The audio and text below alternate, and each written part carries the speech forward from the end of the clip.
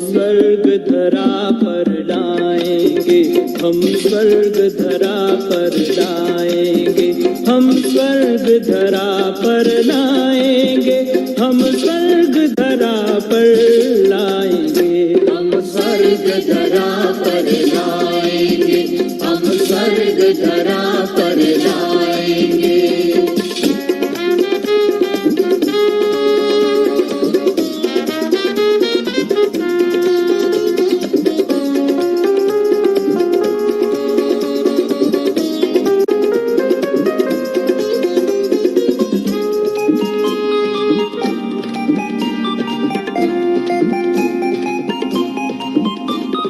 बनेंगे उस भारत की शान जो भारत था देव महान, बनेंगे उस भारत की शान जो भारत था देव महान। हम देवी राज सजाएंगे, हम स्वर्ग धरा पर लाएंगे, हम देवी राज सजाएंगे, हम स्वर्ग धरा पर लाएंगे, हम स्वर्ग धरा पर लाएंगे, हम स्वर्ग धरा पर लाएंगे, हम स्वर्ग धरा पर लाएंगे, हम स्वर्ग धरा पर लाएंगे।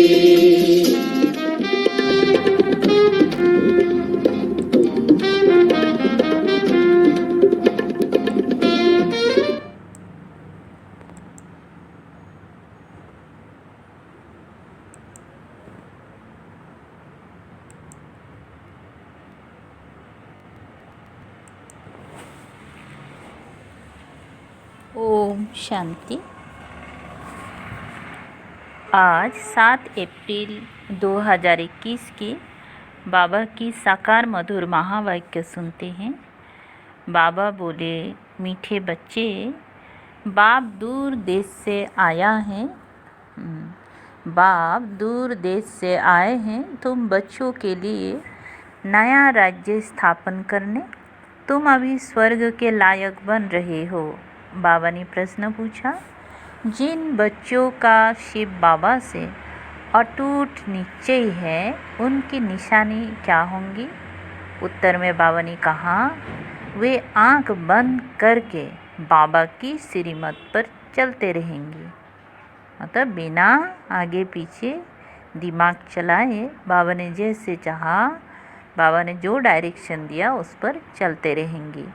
जो आज्ञा मिले कभी ख्याल भी नहीं आएगा कि इसमें कुछ नुकसान ना हो, इसमें कुछ नुकसान ना हो जाए, क्योंकि ऐसे निश्चय बुद्धि बच्चों का रिस्पॉन्सिबल बाबा है। उन्हें निश्चय का बल मिल जाता है, अवस्था अडल और अचल हो जाती है। गीत बजा है, तुम ही हो माता पिता, तुम ही हो बंधु और सखा, तुम ही हो। ओम शांति। ये महिमा किसकी सुनी? जिसको सिवाय तुम बच्चों की दुनिया में और कोई जानते नहीं। ये है ऊंचते ऊंच बाप की महिमा। बाकी जिसकी भी महिमा करते हैं वो फालतू हो जाती हैं। ऊंचते ऊंच एक ही बाप है, लेकिन बाप की पहचान कौन देवे? खुद आकर आत्मा की और अपनी पहचान देते हैं। खुद आकर आत्मा की और अपनी पहचान देते हैं ना बाबा। हम आत्माओं की भी पहचान देते हैं और बाबा अपना भी पहचान देते हैं। कोई भी मनुष्य को आत्मा की भी पहचान है नहीं। भल कहते हैं महान आत्मा, जीवात्मा। शरीर जब छूट जाता है तो कहते आत्मा निकल जाती है, शरीर मुर्दा हो जाता है। आत्मा अविनाशी है, वो कभी ख़त्म नहीं होती। आत्मा जो स्टार मिसल है वो अति सूक्ष्म है, इन आँखों से देखने में नहीं आती है। कर्तव्य सब आत्मा करती हैं, परंतु घड़ी घड़ी देह अभिमान में आते जाते हैं, आ जाते हैं ना घड़ी घड़ी देह अभिमान में। तो कहते हैं मैं फलाना हूँ, मैं ये करता हूँ, वास्तव में करती सब आत्मा है। शरीर तो आर्गन से। ये साधु आदि भी जानते हैं कि आत्मा बहुत सूक्ष्म है, जो भ्रुकुटी के बीच में रहती हैं, परंतु उनको ये ज्ञान नहीं है कि आत्मा में ये पार्ट बजाने का संस्कार है। कोई कहते आत्मा में संस्कार होते नहीं, आत्मा निर्लेप है। कोई कहते संस्कारों अनुसार जन्म मिलता है। मतभेद बहुत है। ये भी किसी को पता नहीं कि कौन सी आत्माएं 84 जन्म लेती हैं। तुम जानते हो कि सूर्यवंशियों को ही 84 का चक्र लगाना पड़ता है। आत्मा ही 84 का चक्र लगाए पतित बनती हैं। उनको अब पावन कौन बनावे? पतित पावन ऊंचते ऊंच एक ही बाप है। उनकी महिमा सबसे ऊंच है। 84 जन्म सब तो नहीं लेते, पीछे आने वाले तो 84 जन्म ले ना सके। सब इकट्ठे तो नहीं आते हैं। जो पहले पहले सतयुग में आएंगे, सूर्यवंशी राजे और प्रजा, उन्हों के 84 जन्म होते हैं। पीछे तो मनुष्यों की बहुत वृद्धि होती है ना। फिर कोई के 83, कोई के 80 जन्म होते हैं। वहाँ सतयुग में तो पूरी 150 बरस आयु होती है। कोई जल्दी मर ना सके, ये बातें बाप ही बैठ समझाते। अब कोई परम पिता परमात्मा को नहीं जानते हैं। बाप कहते हैं कि जैसे तुम्हारी आत्मा है, वैसे मेरी भी आत्मा है। तुम सिर्फ जन्म मरण में आते हो, मैं नहीं आता हूँ। मुझे बुलाते भी तब हैं जब पतित बनते हैं, जब बहुत दुखी हो जाते हैं तब बुलाते हैं। इस समय तुम बच्चों को शिव बाबा पढ़ा रहे हैं। कोई पूछते कि ये कैसे माने कि परमात्मा आते हैं, तो उन्हों को समझाना है कि सब पुकारते हैं, हे पतित पावन आओ। अब वो है निराकार, उनको अपना शरीर नहीं है। आना भी है पतित दुनिया में, पावन दुनिया में तो नहीं आएंगी। ऐसे समझाना चाहिए। ये भी समझाना है कि परमात्मा इतना छोटा है जैसे आत्मा छोटी है, परंतु वो है मनुष्य सृष्टि का बीज रूप नॉलेजफुल। बाप कहते हैं कि तुम मुझे परम पिता परमात्मा कहते हो, पुकारते हो तो ज़रूर आएंगे ना। गायन भी है कि दूर देश का रहने वाला आया देश पर आया। अभी बाप द्वारा मालूम पड़ा है। अभी हम पराया देश अर्थात रावण के देश में हैं।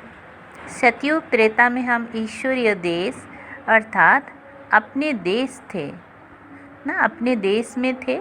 फिर द्वापर से लेकर हम पराया देश पराया राज्य में आ जाते हैं, वाम मार्ग में आ जाते हैं। फिर भक्ति शुरू हो जाती है। पहले पहले शिव बाबा की भक्ति करने लग जाते हैं।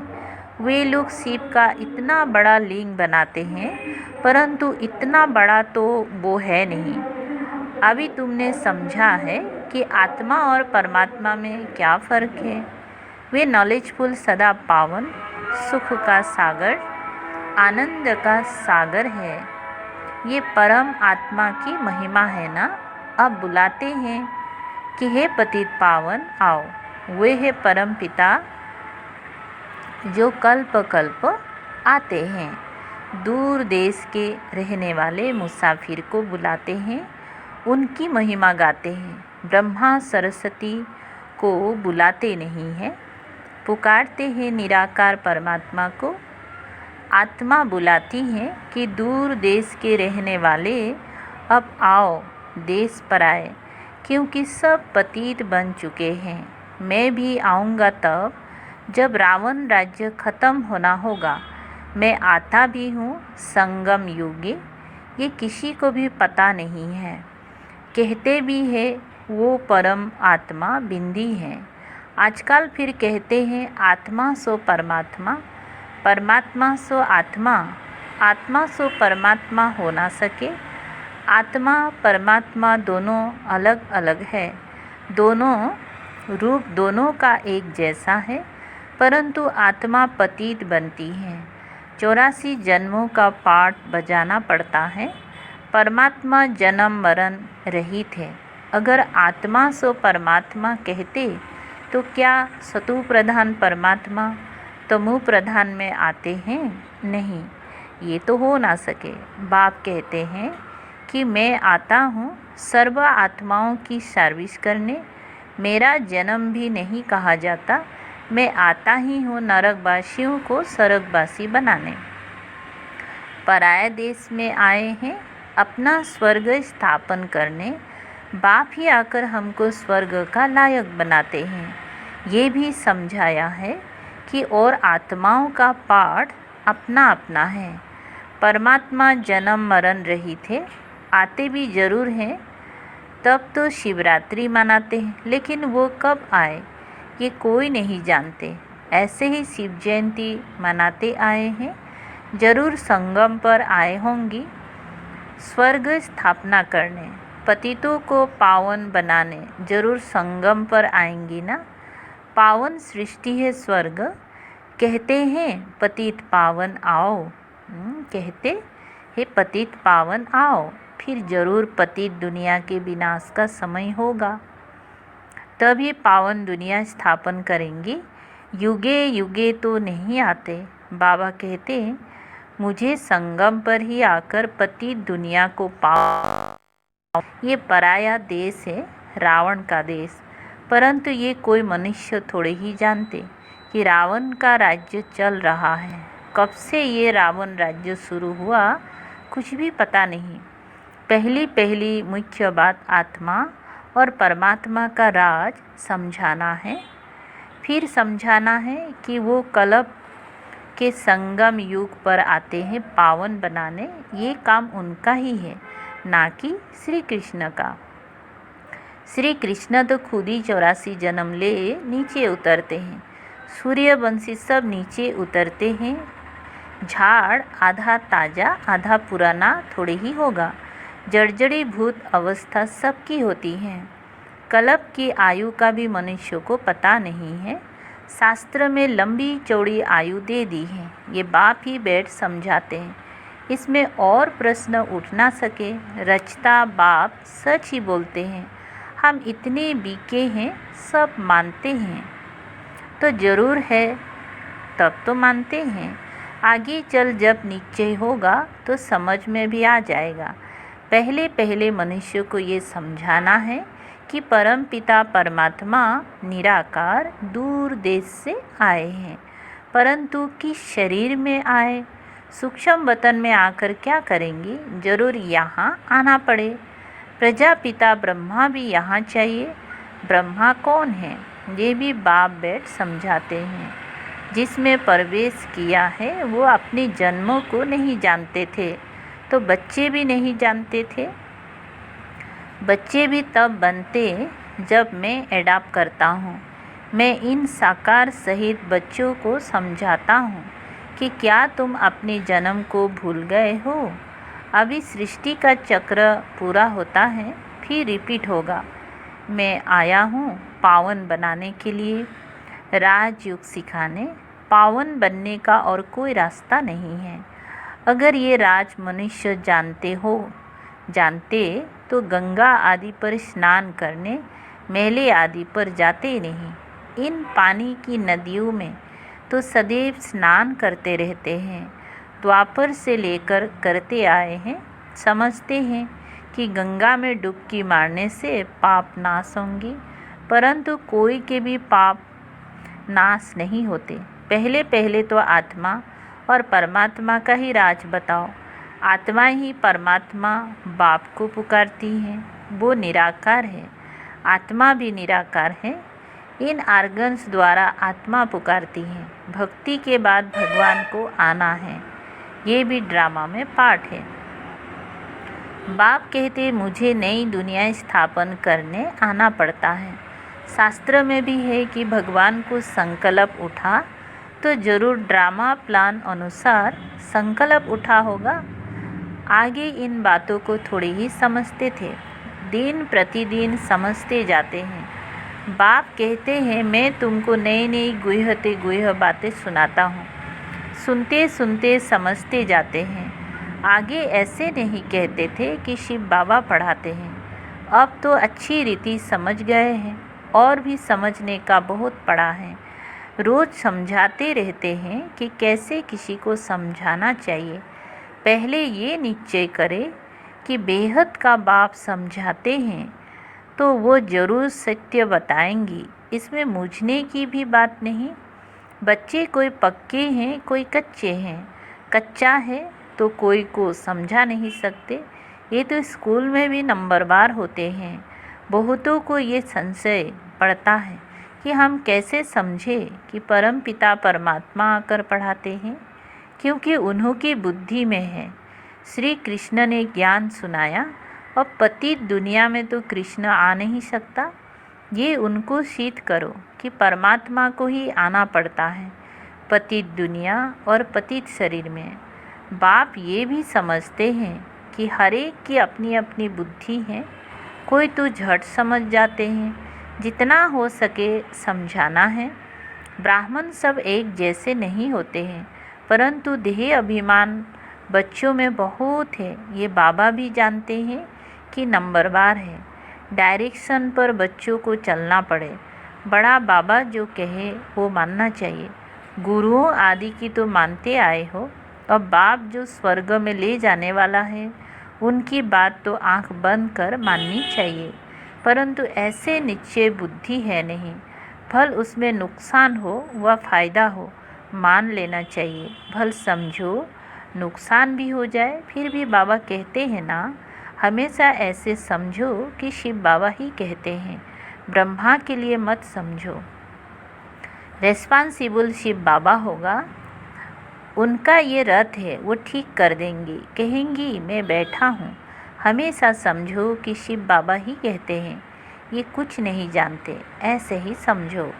एक तरफ तो निश्चय रखना चाहिए, शिव बाबा कहते मेरा मानते रहो तो तुम्हारा कल्याण होता रहेगा।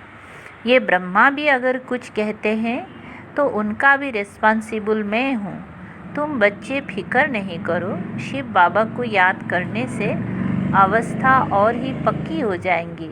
निश्चय में विक्रम भी विनाश होंगी, बल भी मिलेगा। जितना बाबा को याद करेंगे उतना बल जास्ती मिलेगा। जो श्रीमत पर चल सर्विस करते हैं वही ऊंच पद पाएंगे। बहुतों में देह अभिमान बहुत रहता है। बाबा देखो सब बच्चों से कैसे प्यार से चलता है। सब से बात करते रहते हैं। बच्चों से पूछते हैं कि ठीक बैठे हो, कोई तकलीफ़ तो नहीं है। लव होता है बच्चों के लिए। बेहद के बाप को बच्चों के लिए बहुत बहुत लव है। जो जितने श्रीमत पर सर्विस करते हैं उस अनुसार लव रहता है। सर्विस में ही फ़ायदा है। सर्विस में हड्डियाँ देनी है। कोई भी काम करते रहेंगे तो वो दिल पर भी रहते हैं। ये बाबा ये बच्चा फर्स्ट क्लास है, परंतु चलते चलते किसी पर ग्रहचारी भी बैठती हैं। माया का सामना होता है ना। ग्रहचारी के कारण फिर ज्ञान उठा नहीं सकते। कोई तो फिर कर्मना सेवा अथक होकर करते हैं। तुम्हारा काम है सबको सुखधाम का मालिक बनाना, किसी को दुख नहीं देना। ज्ञान नहीं है तो फिर बहुत दुख देते हैं। फिर कितना भी समझाओ तो समझते नहीं। पहले पहले समझानी देनी है आत्मा और परमात्मा की। कैसे आत्मा में 84 जन्मों का पाठ भरा हुआ है, जो अविनाशी पाठ है, कभी बदलने का नहीं है। ड्रामा में नुंधा हुआ है, ये नीचे वाला कभी हिलेगा नहीं। बहुत हिल जाते हैं। पिछाड़ी में जब भंबूर को आग लगेगी तब अचल बन जाएंगी। अभी तो बहुत युक्ति से समझाना है। अच्छे अच्छे बच्चे तो सर्विस पर रहते हैं, दिल पर चढ़े रहते हैं, बहुत तीखे जाते रहते हैं, बहुत मेहनत करते हैं। उनको सर्विस का बहुत शौक रहता है। जिनमें जो गुण है वो बाबा वर्णन करते हैं। अच्छा, मीठे मीठे सिकलधे बच्चों प्रति माता पिता बाप दादा का याद प्यार और गुड मॉर्निंग। रूहानी बाप की रूहानी बच्चों को नमस्ते। हम रूहानी बच्चों की रूहानी बाप दादा को याद प्यार, गुड मॉर्निंग और नमस्ते नमस्ते। शुक्रिया बाबा, थैंक यू बाबा, थैंक यू। सार है धारणा के लिए, सर्विस में हड्डियाँ देनी है, किसी भी बात में संशय नहीं उठाना है, सबको सर्विस से सुख देना है, दुख नहीं दो। निश्चय के बल से अपनी अवस्था को अड़ुल बनाना है, जो श्रीमत मिलती है उसमें कल्याण समाया हुआ है, क्योंकि रेस्पॉन्सिबल बाप है, इसीलिए फिक्र नहीं करना है। वरदान, सहज युग को नेचर और नेचुरल बनाने वाले हर सब्जेक्ट में परफेक्ट भव। विस्तार, जैसे बाप के बच्चे हो, इसमें कोई परसेंटेज नहीं है, ऐसे निरंतर सहज योगी व योगी बनने की स्टेज में अब परसेंटेज ख़त्म होनी चाहिए, नेचुरल और नेचर हो जानी चाहिए। जैसे कोई विशेष नेचर होती हैं, उस नेचर के बस ना चाहते भी चलते रहते हैं, ऐसे ये भी नेचर बन जाए, क्या करूँ, कैसे युग लगाऊँ, ये बातें ख़त्म हो जाए तो हर सब्जेक्ट में परफेक्ट बन जाएंगे। परफेक्ट अर्थात इफेक्ट और डिफेक्ट से परे। स्लोगन, सहन करना है तो खुशी से करो, मजबूरी से नहीं, है ना। जो भी हम सहन करते हैं तो बोलते खुशी खुशी से करो, मजबूरी से नहीं, है ना। अच्छा, ओम शांति। शुक्रिया बाबा, थैंक यू बाबा।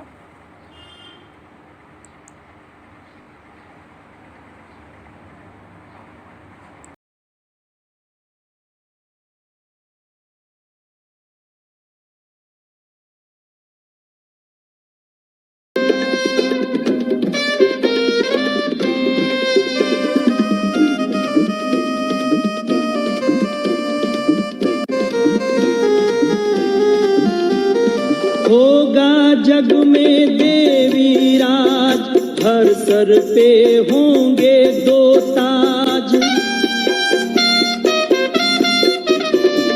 होगा जग में देवी राज, हर सर पे होंगे दो ताज। हम शिव की शान बढ़ाएंगे, हम स्वर्ग धरा पर लाएंगे।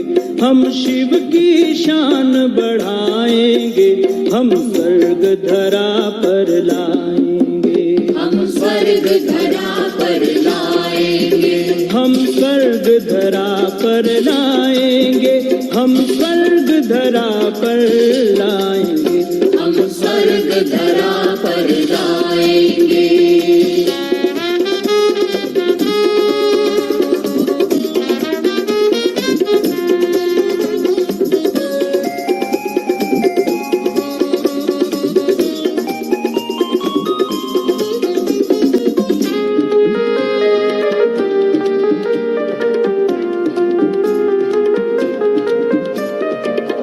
भारत की यही पहचान, देवता होगा हर इंसान।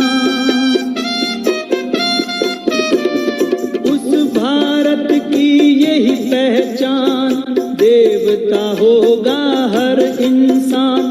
सुखों के खजाने लुटाएंगे, हम स्वर्ग धरा पर लाएंगे। सुखों के खजाने लुटाएंगे, हम स्वर्ग धरा पर लाएंगे। हम